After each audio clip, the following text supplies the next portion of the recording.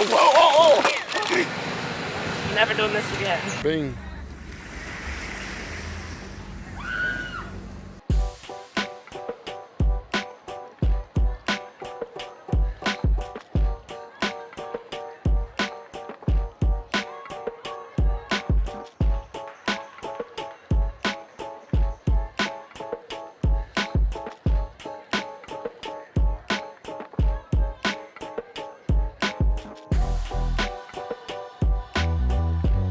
At Secrets Aura in Cozumel, there are lots of activities included with your all-inclusive fee that you can enjoy. So we're gonna help go over a few different things and some of our favorites while we spend time at Secret, since we've been a few times. I wouldn't call us experts, but we have had a good time there, so we want to share what we know. One time we went there, we were able to book one of the beachside cabanas. It was a really good time. It was a part of one of the perk packages, I guess you could get, where you can get like dinner on a pier and stuff like that. We got it as just part of an upgrade to a different room. This was so nice and so relaxing, and if you're able to, I definitely recommend it to everyone. When we arrived in the morning, they had a bottle of champagne on ice for us, with some juice to make mimosas. We had a full cooler of every kind of drink that we could want that day. One of the nice things is that they also will deliver food to you while you relax in the day bed. It's also really nice to just be able to have a nice view of the beach and just this comfortable place to hang out in. Some of us are better than others at opening champagne without hitting people, but you know, to each their own. Where did it go? But I managed to succeed. One of the nice things at this resort is the ease of snorkeling. You can just step into the water and there's less of fish to be seen. What we did notice though, the first time we went to Secrets, there were more fish than the second time.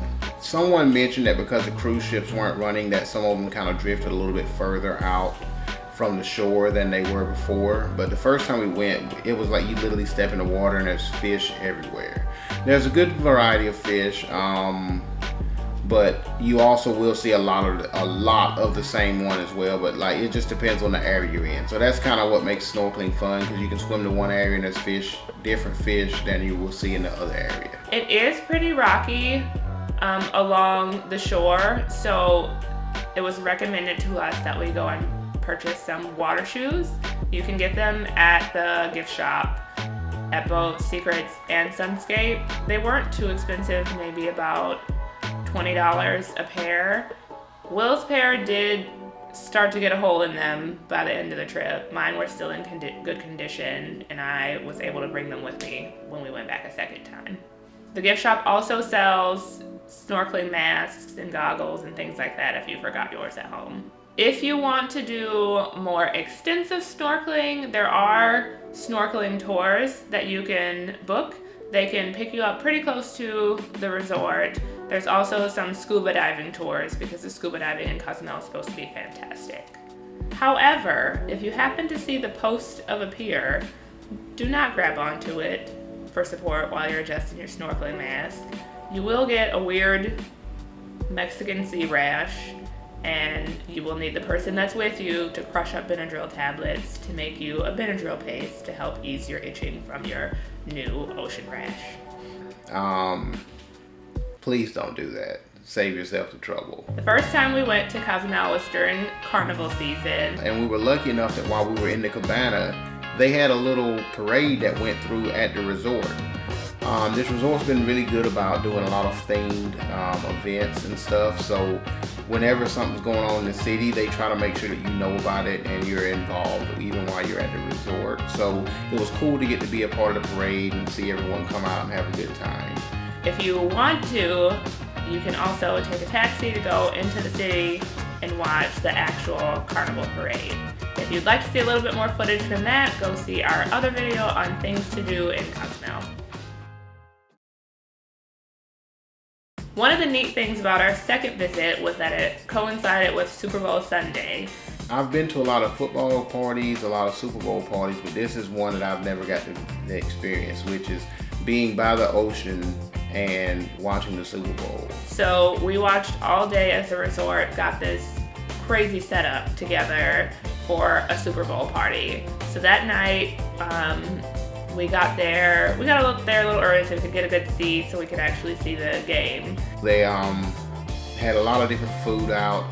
It was basically your typical game day food. It was like nachos and stuff like that, but they did have a few like burgers and pizza and stuff like that as well. But they also had cakes and different desserts and stuff. So it was just fun. It was just a whole fun environment. Nothing was too overly complicated. Everyone pretty much watched the game the same. They did the national anthem. Everyone was just kind of sitting there rooting for their teams. People brought their jerseys. We didn't get that memo that this was happening, so we didn't have anything to bring for a team to root for. But even with, it didn't really matter. It was a good time. As the sun went down, it kind of helped add to the atmosphere. Like on the tables, there were a lot of little glowing decals and stuff that they had out. So it just kind of helped add to the different little, I guess you say aura, get it, that was out there. But it was a really cool experience, and you just got to see the ocean at night and hear the waves crashing as the game was going. Even during the halftime show, it was just a really fun time to be out there. While we were at this Super Bowl party, some of the event staff, I guess the activities staff, came around signing people up for different activities. They had a poker night going on, then one of the next days, and they were doing bike tours. I think they do bike tours, if not every day, a couple times a week at least. So we signed up for the bike tour. So the next day, we just showed up to the lobby. We set out for this bike tour that was going to take us to see some Mayan ruins. The bikes aren't the newest bikes in the world, so if you're used to having all types of gears and you need a fancy bike, this is probably not the bike tour for you. Probably wasn't the bike tour for me either, but I went anyway. I haven't ridden a bike since I was like 12 years old, so I was a little out of practice. Some of us enjoyed it more than others. Never doing this again. Ever. Diego was great. He was wonderful. We talked to him the whole time we were at the resort. But he was a little speedy on this bike tour. I felt like I was a part of the Tour de France, but like the Tour de France that just happened where everybody ended up collapsing on the road. That's how I felt. I've ridden bikes probably a little bit more than Jasmine has, but even me, I was like, it was a pretty hectic pace. Just imagine, it was the middle of the day under the hot Mexican sun. I haven't ridden a bike in at least 15 years. It was rough. It was a little rough. I thought this was gonna be a relaxing ride, but clearly we didn't get the right memo, or we didn't sign up for the right tour. But we get to the Mayan ruins. At this point I was exhausted, so I really don't know what he was telling us about the Mayan ruins. They looked neat. It was a small site. It wasn't like one of the big Mayan ruins that you're gonna see in like Tulum and stuff like that, or even in different parts of Cozumel. It was a nice little small site with just some different relics that's happened. Different relics of things that were on the island. So they showed us some statues and different carvings and different things that they used to make stuff like cinnamon and stuff like that. They did have some animals. There was this rooster turkey thing that I would like to say was alive, but it's up for debate. But I'm not saying they did anything wrong. I'm just saying he didn't move very much. At the place where we stopped for the ruins, there's also a little gift shop. There's clothes, water if you're dying of thirst like I was, lots of little souvenirs. The bike ride was overall okay. There's the view along the way is super nice. There's the ocean on one side. There's a couple beach bars that you go past. Some other activities that they have available are an archery range and a tennis court.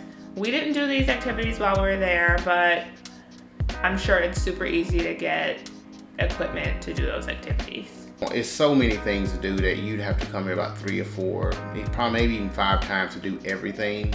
We tried to squeeze as much as we could in. I'm sure when we come back we'll get to play some tennis and do a little archery, but this time we didn't get to do it, but we did want to show you that that is available. Another thing that's available is there's several different water activities you can do. Right off the side of the beach, there's going to be little sign-ups where you can go get paddle boards. You can do kayaking. I think there's a 1 or 2 hour time limit per person while you're doing it, but it seemed like there wasn't much of a wait to do it if that's something you wanted to do. The nice thing about the beach in Cozumel is that the water is pretty calm, so if you're not the world's greatest swimmer, you don't have to worry about strong waves coming in and knocking you around too much. Sometimes when you go to the beach, all you want to do is lounge, and they give you that too. They have different little hammocks out in the water that you can lay in. There's beach chairs everywhere. I don't think we've ever been and we didn't feel like we could find a chair. You can just get towels at different locations that's stationed throughout the resort, and there's bars all over the place. And even while you're laying out on the beach, they'll bring you different drinks as well, so you don't ever feel like you're kind of searching for anything at any moment while you're there. In terms of the drinks, if you guys do seem like you're running out of options on what to get when you go to the bars, because there's not any menus listed, drop us some comments. We can tell you some of the ones that we tried, because it's like an unwritten list that you have to learn as you go there, and you just find out different drinks. Because what we did was basically we saw a new drink when we walked by someone, asked them what they had ordered, and we learned a new one. So we started keeping a list, and so if you guys have any questions about that, leave us a comment and we'll be glad to share it with you, and hopefully it helps you guys out. Another thing that we did was a Jeep rental. The first time we traveled there, we rented a Jeep from an actual rental car company near where the cruise ship docked. The second time, that cruise ship port was closed, so we actually just rented the Jeep from the Secrets Resort, which was actually more convenient. It actually ended up being about the same price just to rent it from the resort. It was about $120 for a day's rental. One thing I will say is that if you do order a vehicle online, like using Expedia, sometimes there will be additional fees once you get to the rental place, such as like if you went down to the cruise ship port. We did face that before, and what we ended up paying another like $40-50, which basically made it the exact same as the renting a Jeep at the resort. And that's kind of what we mean when we say that it's pretty much a wash, because there's going to always be something whenever you rent it off resort that ends up kind of bumping it a little bit up. And it's not super expensive either way, and it does give you a really good sense of freedom to be able to drive around the island whenever you want to. But just kind of just be advised of that whenever you do go out trying to rent a Jeep, or even if you're getting like a dune buggy or something. They did have some issues with the credit card. I think technically it's a separate company from Secrets that rents the Jeeps to you. So if you happen to have cash, that'll probably make things a little bit easier for you, just in case the credit card machine doesn't work again.